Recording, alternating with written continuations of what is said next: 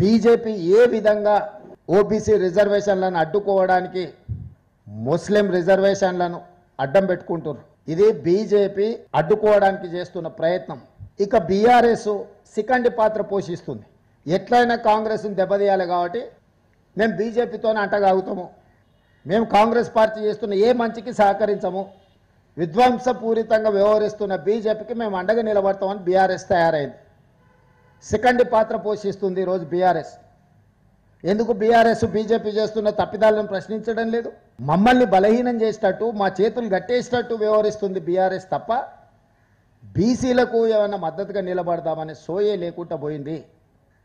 ఈ నేపథ్యంలో BJP BRS ఏ విధంగా అడ్డుకుంటుండ్రో, ఏ విధంగా బీసీ రిజర్వేషన్లను 50% మించకూడదు అని చట్టం చేయడం ద్వారా బీఆర్ఎస్ 42% బిల్లులను ఆమోదించకుండా బీజేపీ, వీళ్ళిద్దరూ బీసీ ద్రోహులుగా, బీసీ వ్యతిరేకులుగా తెలంగాణ సమాజం భావిస్తుంది.